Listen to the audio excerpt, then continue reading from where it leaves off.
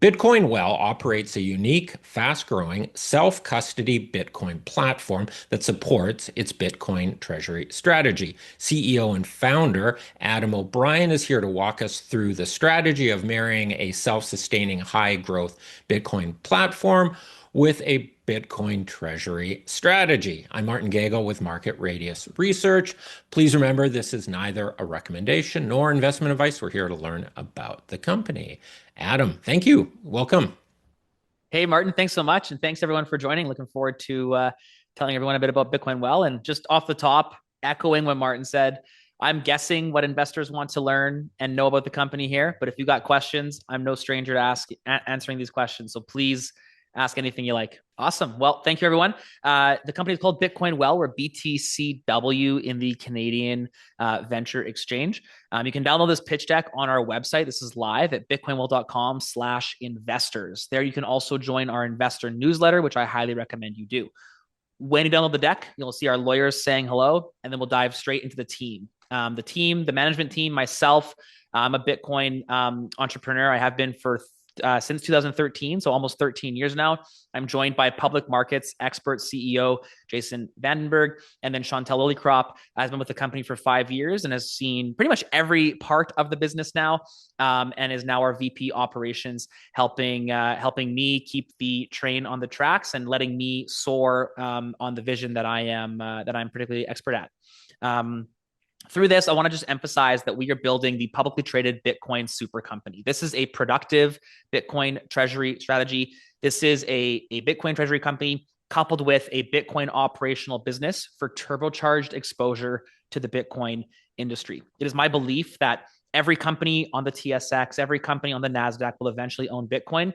At the end of the day, it will come down to business fundamentals. Merely buying Bitcoin isn't enough. If an investor wants Bitcoin exposure, they're going to have to buy a Bitcoin business, and that is Bitcoin Well. We are merging this Bitcoin treasury with this Bitcoin operation strategy. Our operations consist of 3 primary business units: Bitcoin ATMs, available in Canada; the Bitcoin portal, available in Canada and the USA through partnerships; and Bitcoin Well Infinite, which is our high net worth, large Bitcoin transactions, which is available around the world. Our Bitcoin treasury currently has 69 Bitcoin, and we have a very aggressive strategy to grow the number of Bitcoin that we hold. I'll touch very, very briefly on each business unit, the first being Bitcoin ATMs. And I want to emphasize here that we have our own internal Bitcoin ATM software. This allows us to accretively develop technology that allows our customer experience to be supreme. What that means is that our Bitcoin portal users can actually utilize the ATMs. We're starting to look and feel a lot more like a banking infrastructure, like a banking ecosystem, because we own and control our software and can actually change the way that customers use Bitcoin. An example might be, say you sell Bitcoin online and you want cash. You could go to any Bitcoin Well ATM and receive cash. Say you have cash and you sold something on Marketplace and you want to put that cash into Bitcoin. You could go to a Bitcoin Well ATM, load your Bitcoin Well account with cash. And so having that intersection, that interaction of real world money with Bitcoin has been instrumental. We are the only company in Canada that can offer this service. And then lastly, we have Bitcoin Well Infinite. This is a high net worth individual business unit. Our service fee is anywhere from 0.7 to 3%, where it's truly white glove service. Something we get asked about is our Bitcoin treasury. Like I said, currently have 69 Bitcoin in holding. We have a $5 million ATM program to add to that treasury when the market allows us, and a $25 million base shelf. The goal here is, once we reach mass profitability, I want to be adding to the Bitcoin treasury out of profits. It is my belief that Bitcoin customers that we have will buy our stock because Bitcoiners tend to invest their money where they're most passionate, which of course is into the Bitcoin industry. And I think that our customers are going to like the fact that when they buy Bitcoin, their investment in Bitcoin Well also buys Bitcoin. Kind of a double whammy for the acquisition. So really important that we do that. The measurement of our success with our treasury will be sats per share. Can we grow the amount of Bitcoin that we have per outstanding shares? One thing that we haven't discussed, and this is the main differentiator for Bitcoin Well, is the fact that we are self-custody. What that means at the highest level, if Bitcoin Well right now, while we were on this phone call, if all hell broke loose and our servers turned off, there would be zero customer Bitcoin lost. The same cannot be true or cannot be said of any company in the USA, and only one other company in Canada is prominently acting on this self-custody focus. What this means is Bitcoin Well delivers the Bitcoin directly to the customer's personal Bitcoin wallets. This is important because it's safer for the customer, but pardon me, from a business perspective, we get to avoid a lot of the regulatory hurdles that Bitcoin platforms like us have because we do not hold customer Bitcoin. That's an incredibly important distinction that Bitcoin Well has been pursuing for the last, really since inception and for the last 12 years. And pardon me, and it's something that we're going to continue doing, that we have a leg up on the competition. Self-custody is where the puck is going. This is something that customers, especially in Canada, are very, very conscious of, and we're going to continue pursuing this self-custody initiative. Our market cycle strategy helps us build during the bear markets. You can see through here that as we build, when the price of Bitcoin declines, we're able to capitalize when the market is back, when the price of Bitcoin rises. We built in 2022 and 2023, and you can see 2024 and now 2025, where the price of Bitcoin, even though it's dropped, is still at or near its all-time high levels. We can see our revenues working with this. This orange bar here is only up to Q2 2025. We just recently released our Q3 2025 financials, which was a record quarter for us at over $30 million in revenue. And so already 2025, with a whole quarter to go, is touching our previous all-time high revenue levels. Building in the bear markets to take advantage of the bull markets.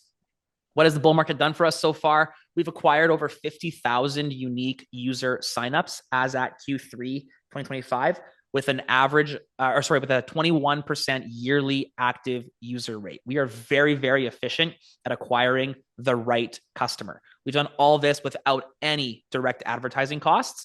In fact, we just started some direct advertising testing, and I'm excited to share that with you later during a Q&A if some of those questions come up.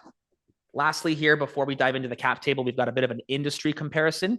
We've got Bitcoin Well and the functionality of the Bitcoin Well platform compared to Coinbase, which is a publicly traded Bitcoin exchange, crypto exchange rather, in the US, compared to Netcoins, which is a publicly traded Bitcoin crypto exchange in Canada, the big banks, and Bitcoin. As you can see, Bitcoin Well is focused on helping Bitcoin be usable. You can use your Bitcoin from self-custody. You can pay your bills and credit cards. You can, of course, buy and sell Bitcoin, direct deposit your paychecks, and transact Bitcoin easily.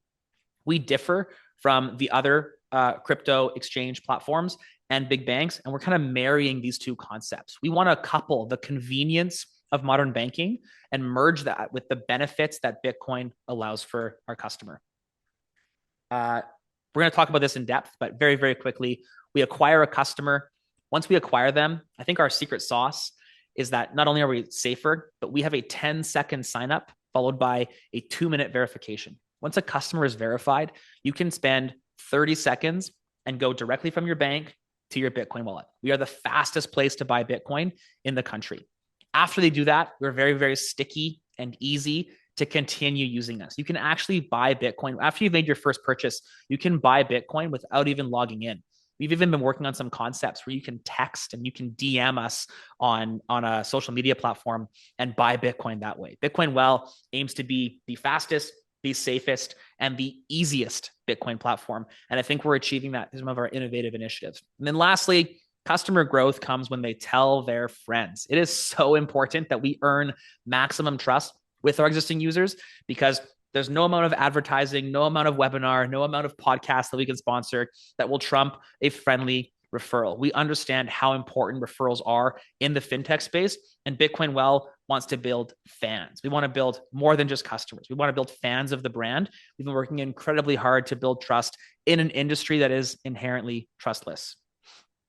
Our cap table has us at roughly 350 million outstanding, common shares at 560 fully diluted from options and warrants. Our share price has dipped over the last couple of days, but at a 12-cent share price, we're roughly a $40 million market cap and 19 sats per share. Sats per share references Bitcoin per share. There is 100 million sats in a Bitcoin. Think pennies to dollars. And so we have 0.00000019 Bitcoin per share.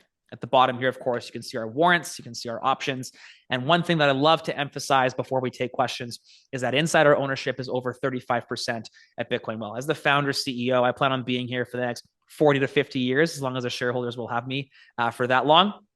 And I truly feel like Bitcoin Well is my mission. And I love the way, and one thing I relate it back to is the way that Mark Zuckerberg has built Meta, where he is able to impact many different industries inside of the metaverse space that he's decided to choose. And I'm doing the same with Bitcoin Well. There are so many different opportunities inside the Bitcoin ecosystem that we can take advantage of.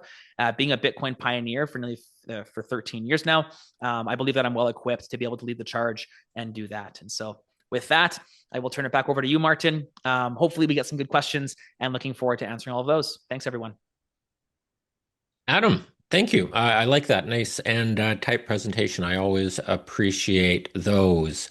I've got a ton of questions. I'm just trying to figure out how to organize it. I guess let's start out with the customer experience. They join. You say it's just a few minutes to get them going, and then and just really for the dummies out there, I think of myself as one of those. How does this self-custody work? I link you to my bank account, my bank transfers the money, you buy some Bitcoin or portion thereof, and then it gets sent to my wallet, and then I'm responsible for it myself. Bingo. So think of Bitcoin Well as the conduit from your Bitcoin wallet to your bank account. The way that you'd link your bank to Bitcoin Well, you also link your Bitcoin wallet. And so we are experts at turning dollars into Bitcoin and Bitcoin into dollars. And we perfectly align our incentives with our customer that we want to remain being experts at sending, Bitcoin to your Bitcoin wallet or sending cash to your bank account. And what we're not worrying about is the amount of customer Bitcoins that we have on the platform. What we're not worrying about is the regulatory hurdles that presents. What we're not worrying about is the delicate balance between building technology that keeps customer Bitcoin safe and building technology to make it easier to buy and sell Bitcoin. We are hyper focused on Bitcoin accessibility and on making sure that customers have their Bitcoin in their rightful custody. As I said, inside the Bitcoin industry, this is an extremely important piece of nuance. We've all heard of FTX. We all saw the horrific things that happened. Wouldn't have happened in a self-custody environment. This is the gravity and how important self-custody is. More and more Bitcoiners every single year are coming to Bitcoin, learning about self-custody, and immediately withdrawing all of their Bitcoin off of an exchange. And building that level of trust and having that level of safety with our user experience is, I think, one of the most important things we could possibly do.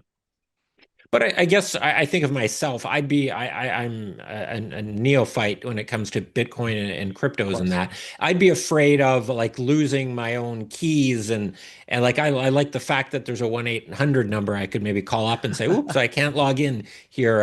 Where'd it go?" Is there? I guess there's not really a question in that. I've got three things that I'd love to actually just respond to that with. That's cool. For sure. I think the first thing I'll point out is that FTX had a 1-800 number.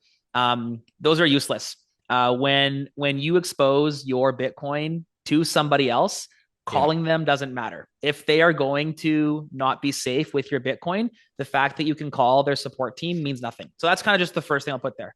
That said, there is a lot of merits to be said for certain individuals not wanting to own their keys. We do have a strategy that we're going to be enacting in 2026 called collaborative custody. This remains where our incentives are aligned. However, we're going to be outsourcing the safety requirements that I believe are important, the regulation requirements that are legally mandated to a third party. And we're going to be working with them to send customer Bitcoins over to them. They will, of course, have a relationship with that custodian, and the incentives will remain perfectly aligned.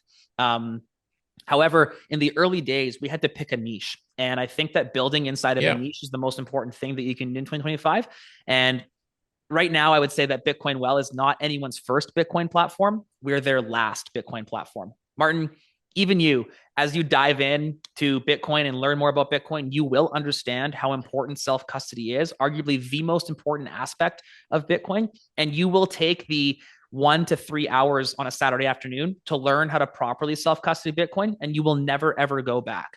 Like I said, It's where the puck is going. When it becomes important enough to you, it will be something that you are going to achieve. Not to mention the education and the materials that Bitcoin Well and other companies produce to make it easier to self custody. I think that that barrier to self custody is being eroded, and certainly for your generation, 100% for mine. But let's think about generations here. Let's think about my kids. My kids will never, ever, ever have a problem holding their own Bitcoin keys because it's what they're going to. They're digital natives. They're growing Yeah. up in a world with AI where they can speak to a robot and have the robot tell it anything in the world.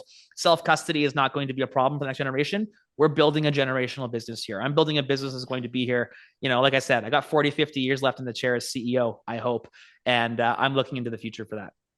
Okay, so you are provide. I like that you're providing a strategy where you don't hold the custody. You have a vault of sorts that you partner with, where you can put it there. Can you mentioned the regulatory environment?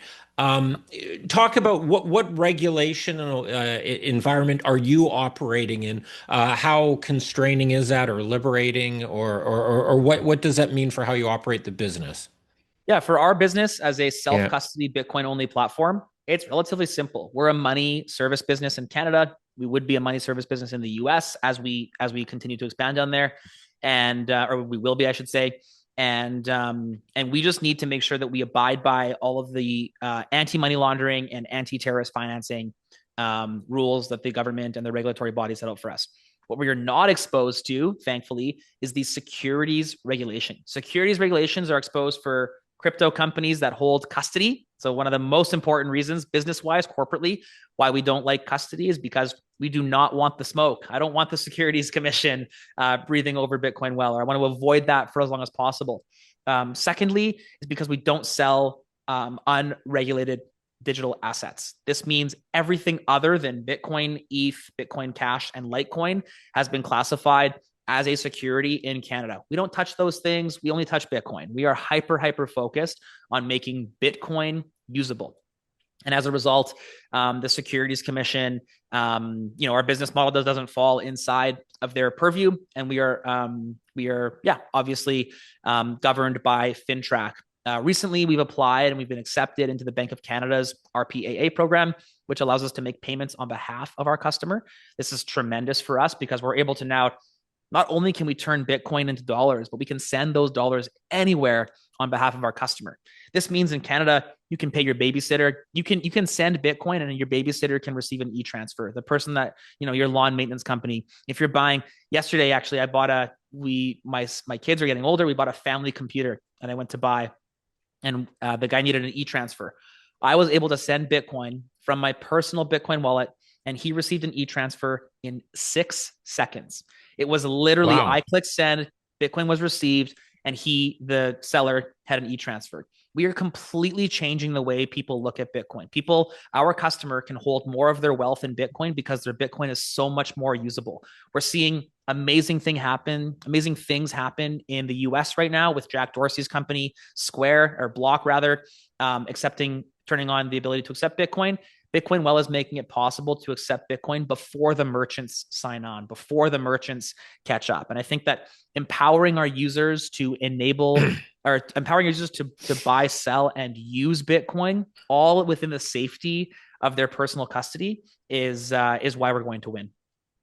Sir, I just want to rewind that a bit there. So it's the infrastructure is advanced enough where, like you said, you on using your app, you were able to send a message, and then 6 seconds later, they got the e-transfer instead of me logging onto my banking app and doing it, and it just gets translated, I guess, from my self-custody wallet into dollars, and then e-transferred to the recipient. That's Exactly. And impressive. Bitcoin Well is the entire infrastructure on the back end. Like I said, we turn Bitcoin into dollars, and we can now send dollars anywhere that the customer transacts us. I think the biggest opportunity, some of the catalysts that we can look at there, the product catalyst, I should say, that opens up an incredible ability for remittances. We know that the Canada-India remittance corridor is massive. We know the America to Mexico remittance corridor is massive. Um, if we were smart, which I think we are, we'd be investigating different areas to finish that last mile payment in those massive remittance corridors. So theoretically, you could send an e-transfer and your friend in India, your family member in India could pick it up at a local ATM or have it deposited straight into their bank in Mexico or any of the other remittance corridors that exist. Yeah, I mean, we're actively investigating and looking at ways to make Bitcoin usable globally. And because we're doing it all in self-custody, the regulatory burden is so low, and the technology burden is also so low. It's just a matter of finding those traditional financial ecosystem implementations, and it's go time. All right. You mentioned India and Mexico and that. Right now you're operating in Canada and the US. Correct. Talk about those two markets. I believe you started first in Canada. The US is 10 plus times bigger than the Canadian market is. Where are you finding the better traction? You did have a slide on with the graph of the two growth curves there. Where are you finding the better tractions? And then finally, in terms of international rest of world expansion, what kind, I assume you have some sort of plans or thoughts regarding that. Can you please cover those topics? Yeah, so expanding to the US has been awesome. We've been able to learn. I mean, the US financial ecosystem is quite a bit different than the Canadian one, and so learning that has been incredible. Launching as the only non-custodial Bitcoin platform in the USA has been great for a small niche. And I think that we're learning how to speak to the customer and drag them out of Coinbase and into Bitcoin well. Again, not their first Bitcoin platform, their last Bitcoin platform. And so I think that's been really helpful. The strategy, kind of like internationally, is to have Canada be the flagship product. Canada is the most featured up. It's the most advanced. Within the next year, you're going to be able to deposit your paycheck and live on Bitcoin fully because of Bitcoin Well in Canada. We want to understand which features are most important to our customer here, and then take that data into our expansion countries. You might ask, how do we find expansion countries? Well, with the remittance corridors that we're discussing, with the last mile international payments that we're talking about, I expect we're going to be developing pockets of countries or pockets of customers in countries that we don't expect. And so we're going to have our customers choose. If customers start popping up in Australia because of the ability to send money to Australia, then you better believe we're going to expand into Australian traditional financial infrastructure.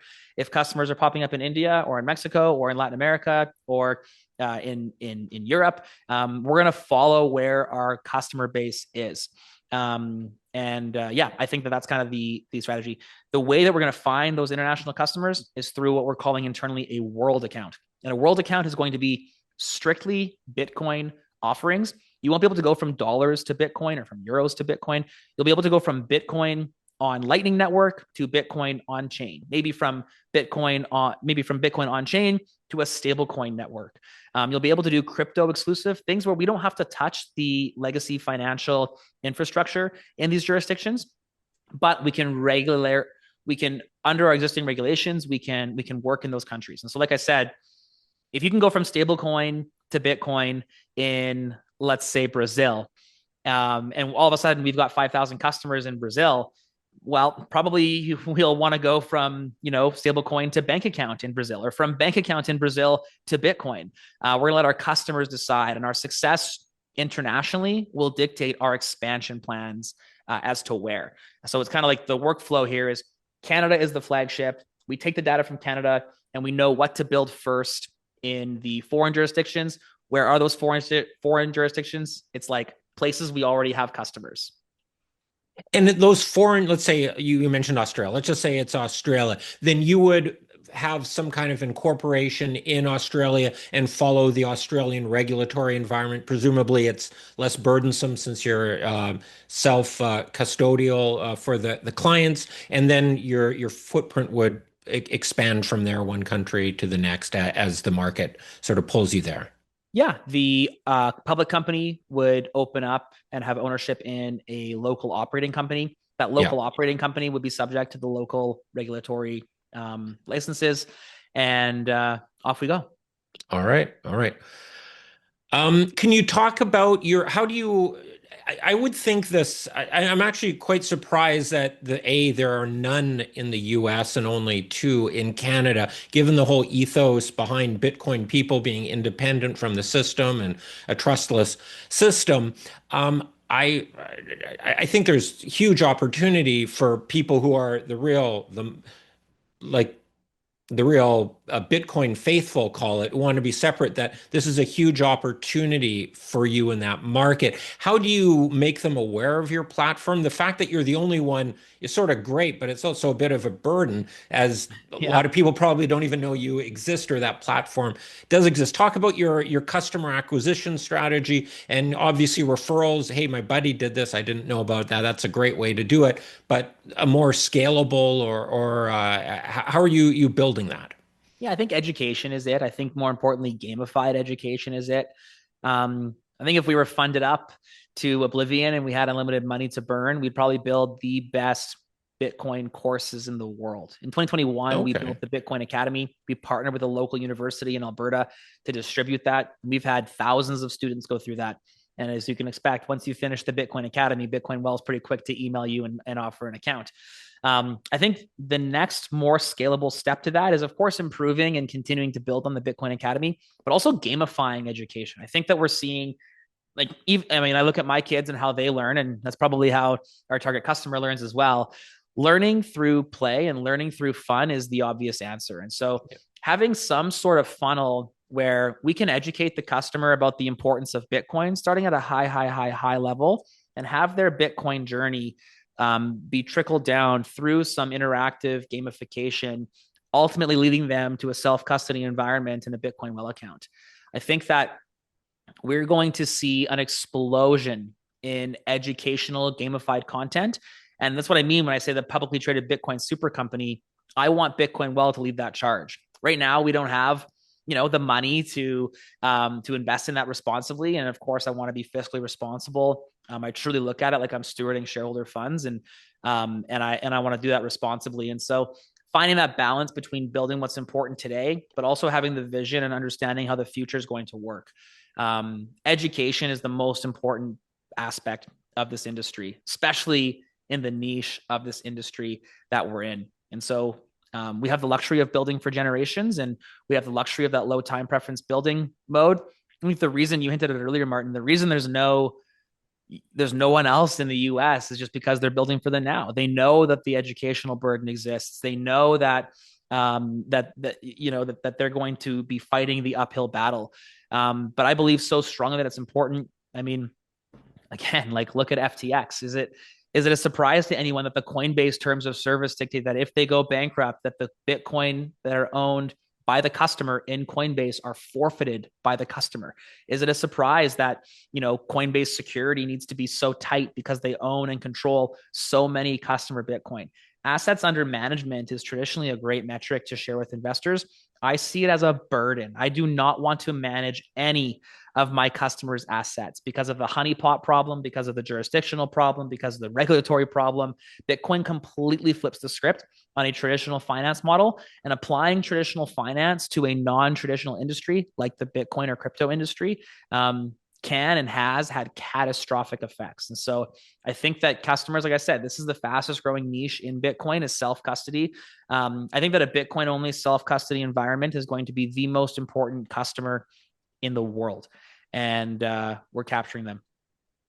Do you do any sort of traditional advertising on YouTube videos or Facebook ads or whatever, or Google ads when you search Bitcoin purchases or whatever? Are there any of those kind of metrics like cost per customer acquisition? What are the different other kind of means you go about acquiring customers?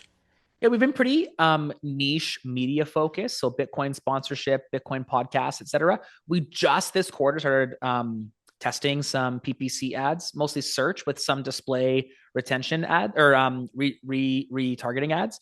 And yeah, the early results are amazing. We're seeing like CAC of around $6, which is like insane, especially when you consider the lifetime value of a customer with a no login purchase. And like I said, we're aiming to be everyone's last Bitcoin platform. So the fact that we can acquire a customer so effectively is great.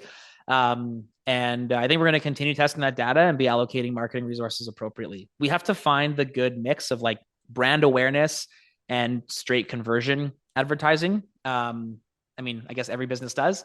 And so I think that our success will come in finding the balance and doing that. And I have a full confidence in our marketing team to be able to do that. One of there's a clear business case benefit for having an AUM model where you can just clip a little bit of your AUM, be that the spread on the interest or Yeah. however you want to do it.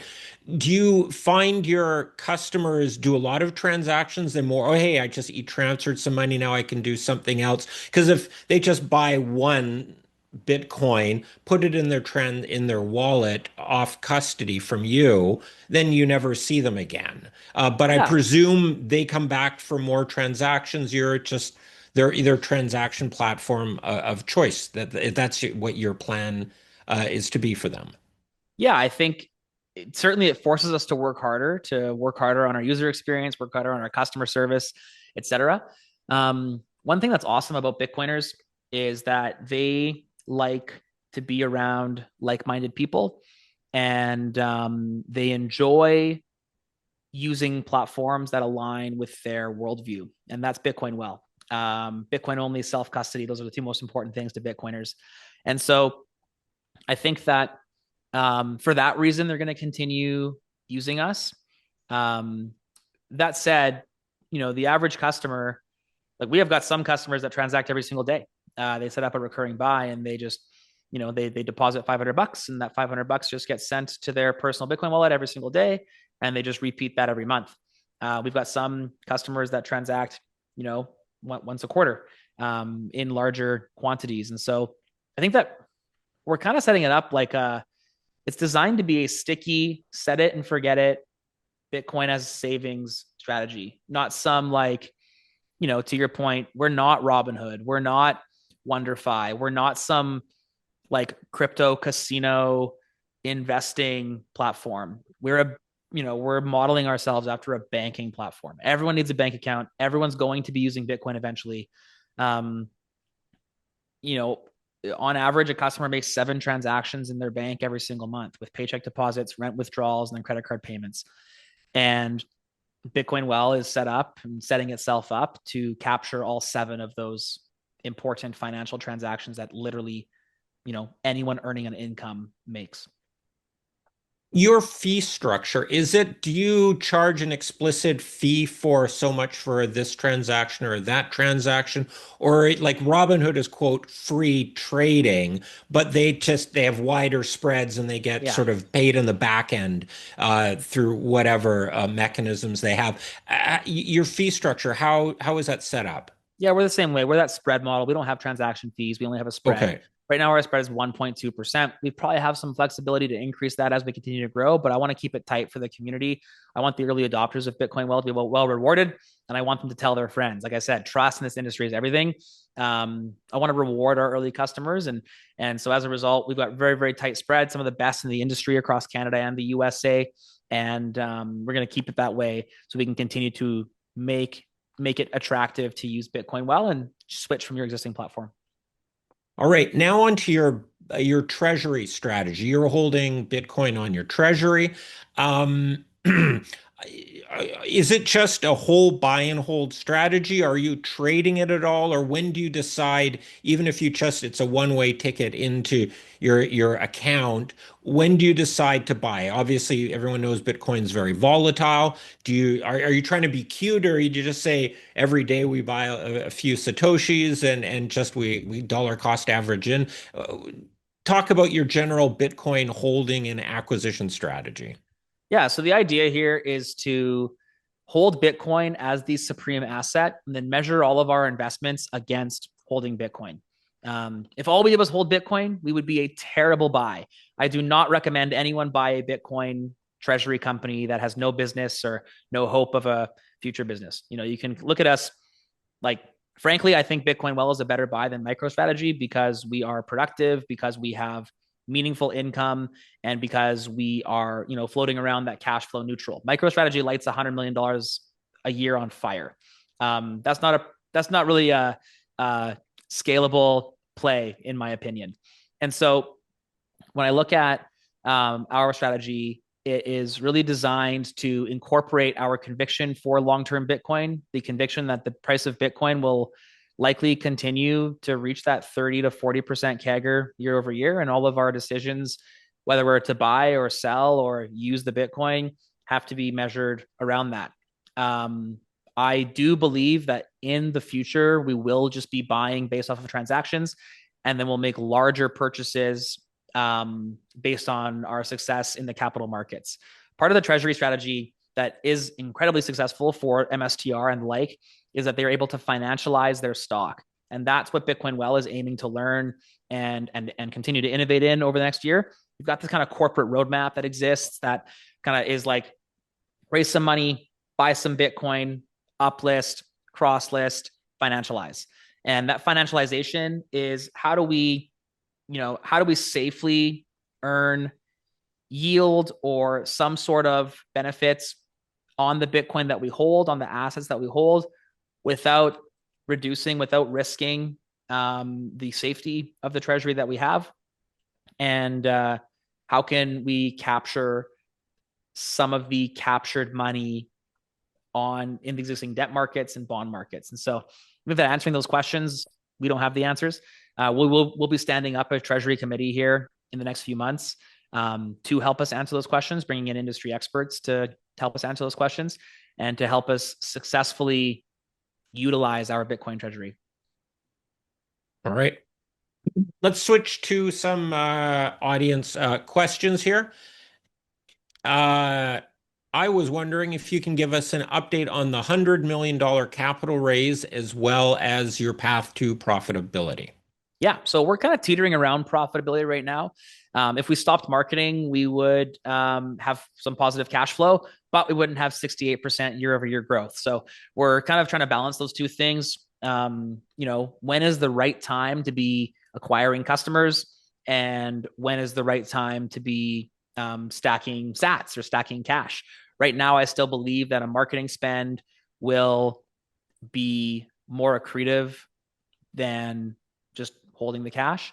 And so that's kind of the mindset from that perspective. The $100 million, obviously Bitcoin crashing 30% over the last little while has not made things easy. I do have reason to believe that we will be continuing on with this project, and that it will continue to be successful. I think it will take longer than I originally hoped and wanted, but I'm still bullish on Bitcoin Well being able to raise a lot more money with the effort to buy Bitcoin, increase the sats per share, and meaningfully and dramatically change the balance sheet at Bitcoin Well. Can you just go back to the customer acquisition cost? Like, can you quantify it all about how much are you spending to grow the business right now? Like, because you've got that sort of throttle on your business. You could throw a lot more money at the customer acquisition, the marketing spend, and grow a lot faster, or you could take your foot off the pedal, and it sounds like you could become profitable just by dialing it down a bit. Can you just sort of provide a little more details on how much is growth focused right now? Yeah, I'd say it's very heavily growth focused. We're a micro cap, Yeah. fighting for market share in a tight space. Lots of our marketing spend has been general awareness, which isn't typically conversion focused. But now that we have a good base, we've got, like I know in the slide deck it says 50K, but we've got over 60,000 registered customer signups right now. 21% while maintaining that 21% eagerly active user rate. Those are some of the best metrics in fintech. Like that's amazing, and it's because we've got such strong base brand awareness. Now that we have that brand awareness, our PPC ads, they convert more efficiently. Imagine two scenarios. You see an ad, and the ad is a company that you've heard of before, or the ad is a company you've never heard of before, and then ask yourself, which one am I more likely to click? And so we had to put the work in. We had to invest the money into a stronger brand. Now that, now that at a Bitcoin conference, I'm on stages. At a Bitcoin conference, people recognize who I am and who the team is. Everyone recognizes the brand. Now that our brand is strong in this niche industry, having the power of the brand makes our PPC more effective. And so I'm really excited for the results, the full results of our pay-per-click ads, our PPC, and our display ad, our pay for ads service, or I guess our pay for ads testing that we're doing. And I think once we have the results from that, we're going to have a pretty clear understanding as to how much money we can throw at marketing and how creatively we can grow. All right. So the strategy was build the brand and then focus on customer acquisition where Bingo. you're focusing on right now. That Yeah, makes and a I lot think we of built sense. like I'm really very very happy with how well we were able to convert customers during this brand awareness strategy. 60,000 customers across Canada and the USA is not zero. 21% Yeah. yearly active user rate is awesome. The Yeah. fact that the Bitcoin portal is growing at 68% year over year before we were doing direct conversion advertising, I'm pretty bullish on our ability to continue this high growth. All right. When can we expect to be able to buy Bitcoin in Canada using US dollars? That's a good question. It's not really on our roadmap. We've never been asked that before. I suppose you could right now today through our OTC team if you were transacting in $50,000 or more. Our OTC team could absolutely. You can sell. You could trade gold for Bitcoin if you was silver. We've got partnerships to make that possible. For you to send a US dollars from your bank account to Bitcoin without any personal intervention. Personal intervention dictates the Bitcoin Well Infinite team, which kind of mandates a $50,000 transaction size. It's probably not a large market, but sending an e-transfer and having your friend receive it in their bank account in the US is higher on my priority list, and I think has a larger market as well. Can you talk about the future product roadmap as well? How fast is the US growing versus Canada?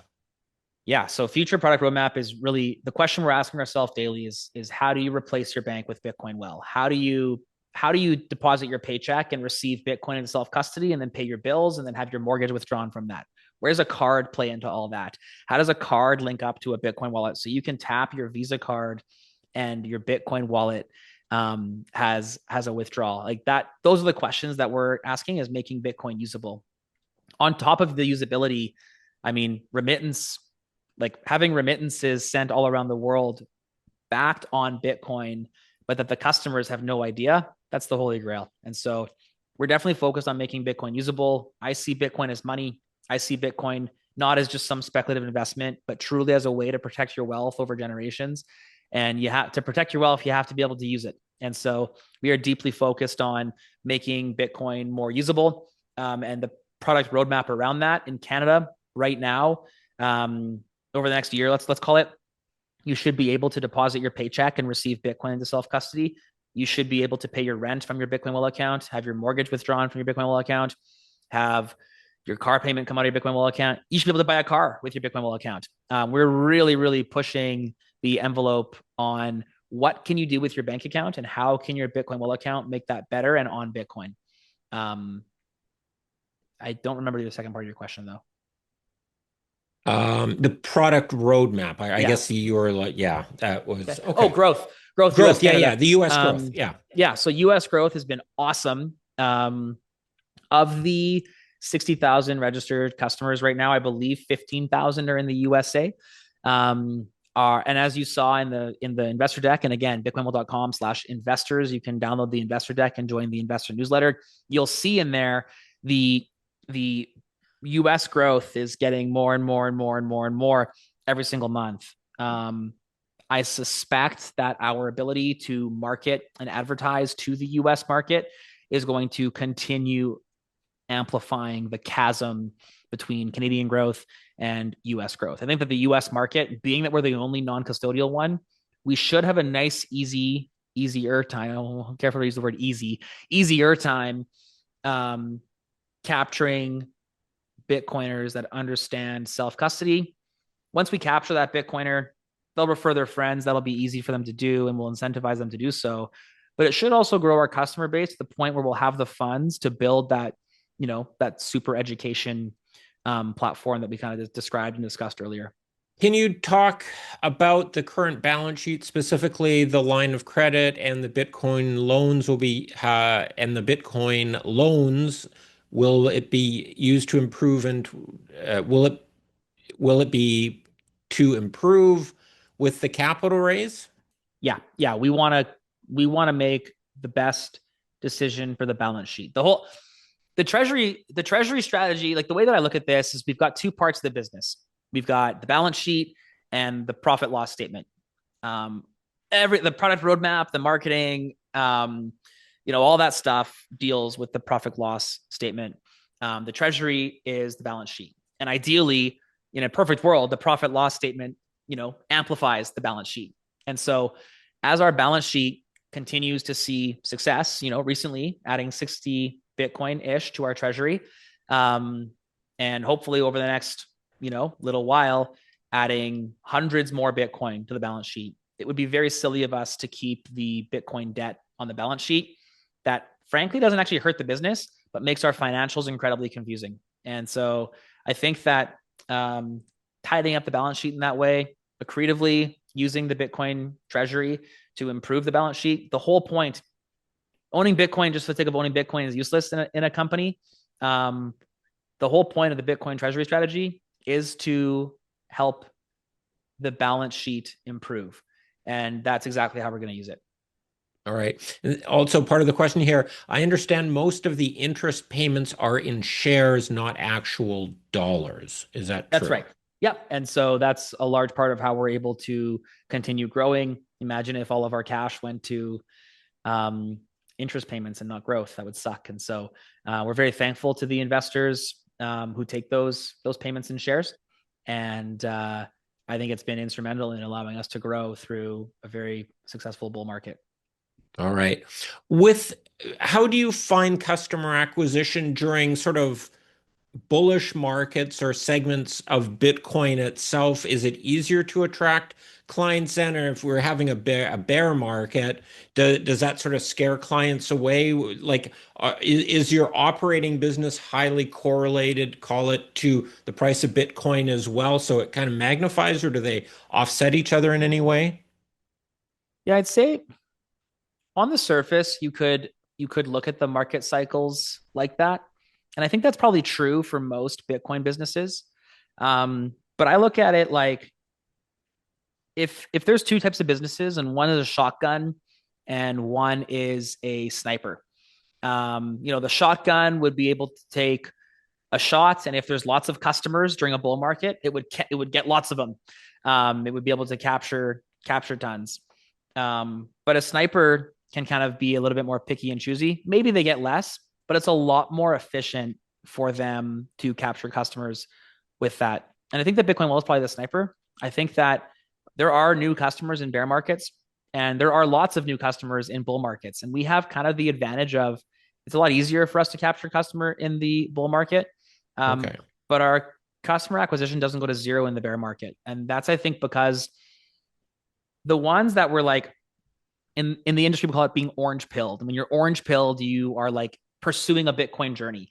And if you are pursuing a Bitcoin journey, very rarely does the conviction that you are filled with during the bull market just dissipate. You're maybe less willing to buy, but you're certainly researching, you're certainly understanding. And I'd say actually a Bitcoin Well customer is forming through the bear market because, again, we're not your first Bitcoin platform. We're not some fly by night, crypto casino. We are a dedicated Bitcoin platform that helps you use Bitcoin in the safest way possible. And frankly, a hardened Bitcoiner is only hardened through the bear market. And so I'd say a Bitcoin Well customer is actually formed in the bear market. And whether or not they find us in the bear market or they find us in the bull market, irrelevant. But I'd say that bear markets, they turn down the noise a little bit, and the ones that care increase the signal. And those people are the Bitcoin Well customer. All right. We've gone through our questions. We've covered a ton of content and ideas here. Adam, I'm a little bit out of questions here, so I think a good time to wrap it up. Any final thoughts or questions to leave viewers with as we wrap it up here? I think I really want to emphasize the difference between Bitcoin Well and probably every other Bitcoin platform you've experienced. is the self-custody piece, but it's the self-custody piece easily.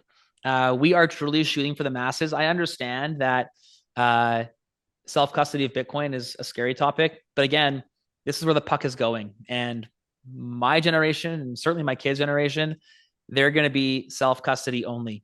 And Bitcoin Well is building a generational platform that is excited to be the future of Bitcoin usability around the world. All right. We'll leave it at that. Adam, thank you very much. That was fun. Thanks, Martin. Thanks, everyone. Cheers.